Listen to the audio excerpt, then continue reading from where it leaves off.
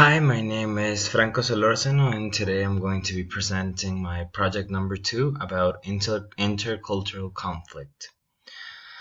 For intercultural conflict, I'm going to be talking specifically about the conflict that arises when a Western person has dinner or eats with a Chinese cultured person. Can actually be quite shocking. The conflict today is going to portray when a Western person eats dinner at a Chinese household or restaurant and the conflict he faces due to the difference in customs and table manners. For starters, we're going to start off with a short story. There was once a man called Luffy. He was a Western businessman who was interested in investments in China for the preparation of electronic devices at a cheaper labor.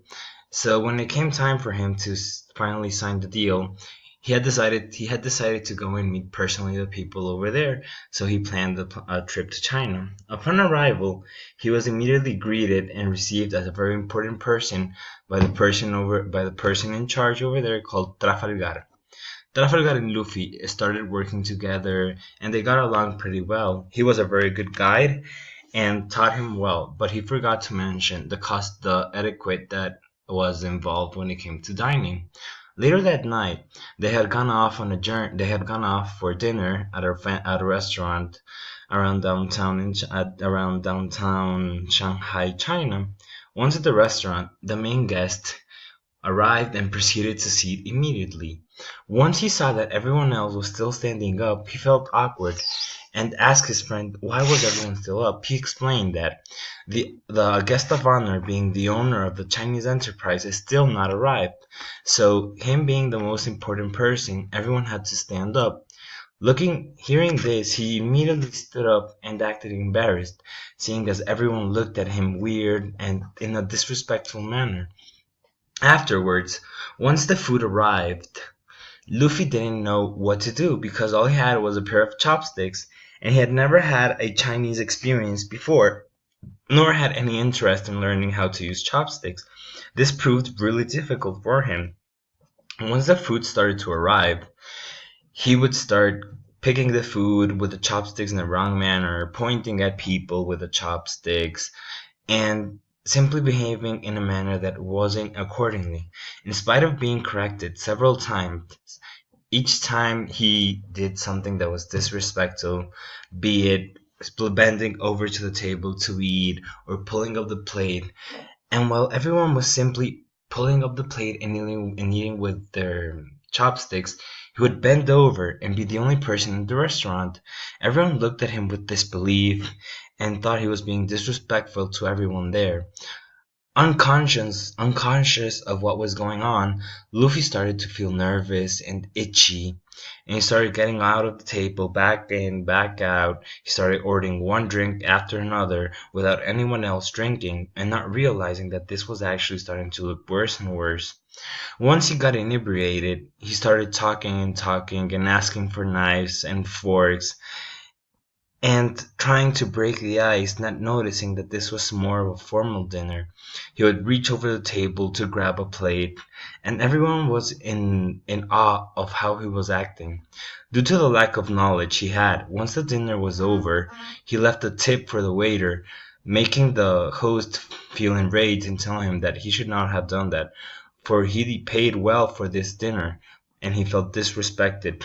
Once back at the hotel, he got a call saying that the deal had been pulled off.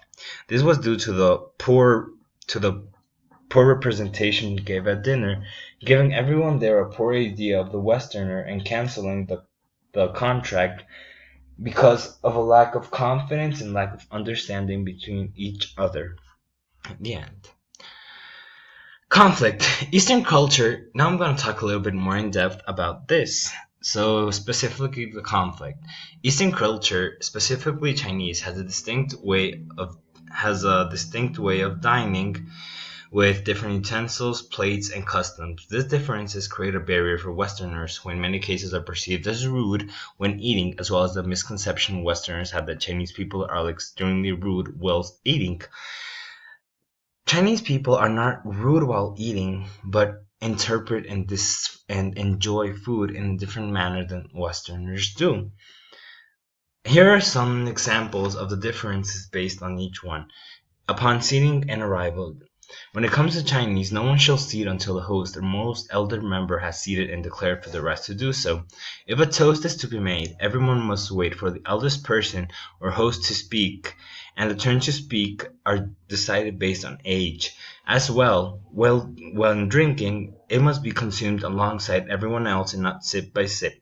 If offered an alcoholic beverage, be it breakfast, which is common in China, lunch or dinner, this must be initially refused or else you'll seem eager and an alcoholic, and if the host desires for you to drink, he will pour a drink for you. Meanwhile, in Western culture, people are normally seated at the table waiting for the host. When the toast is made, it's not necessary to follow in a specific order, and if a drink is ordered to the guest, it is up to him to decide if he wishes to drink or not, and it will normally not be imposed onto the guest. Next up, we have table manners. In Chinese culture, when eating, one must bring the bowl of food near the mouth, not bent over to the table, as this is in, as people make eye contact at Chinese tables, and bending over is seen as disrespectful for everyone at the table. While eating, there is an array of dishes set out in the center of the table and will be spun on top of a glass or wood spoon around, and this will be done progressively throughout the dinner. And you must always pick from the bowl that is closest to you, not stretch over to the table or keep the protein or the best parts near you, as you will be seen as rude and asked to be dismissed. Also, tea is commonly served at Chinese restaurants and residences. If you don't desire any more, you have to tap the table 2 or 3 times with your first 2 fingers.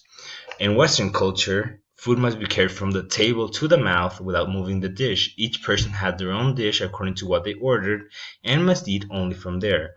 Water is commonly served, and if not desired, you just have to say no to the waiter instead of tapping on the table, as this will be seen as rude in Western culture. Utensils. In Chinese culture, the most used utensils are chopsticks. First and foremost, you do not have to stick them vertically in the food,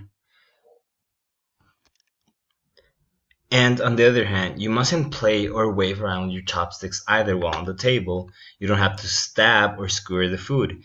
And food from the middle of the table should be picked with chopsticks, additional chopsticks, or a spoon if it is given. In case it is not, you should turn the chopsticks around and use the other end, which has not been to your mouth, to pick food. Meanwhile, in Western culture, we have silverware such as knife, fork, and spoon, depending on how many courses. They should not be used to play as well as in Eastern culture.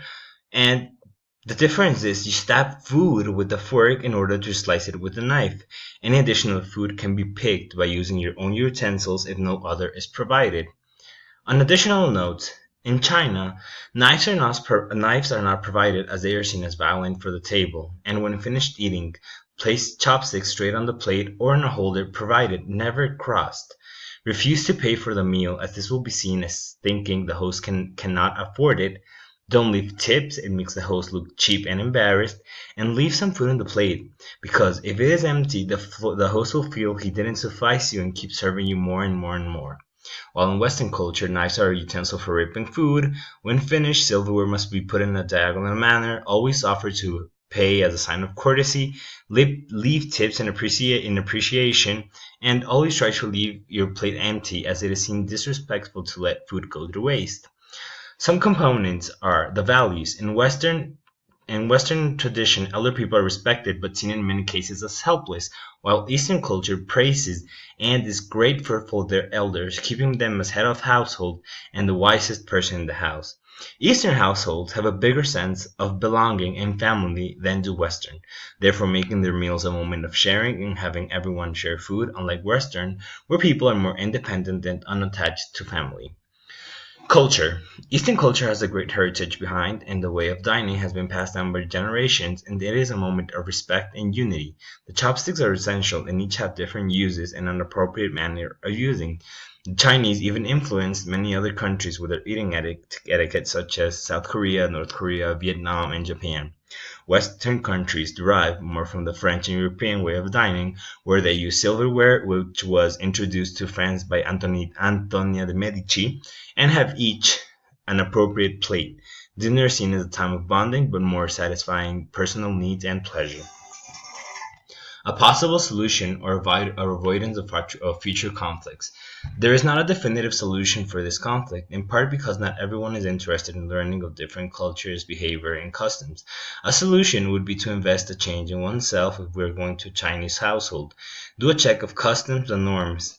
When eating, ask the host about the etiquette he puts in play. Ask for references from friends or relatives who have had a similar experience. Another is, if faced with this conflict and in doubt, look for help from someone near who you can trust will guide you appropriately, but defer from using any type of advice, as you will be seen as rude and cut off the communication process, creating a new conflict.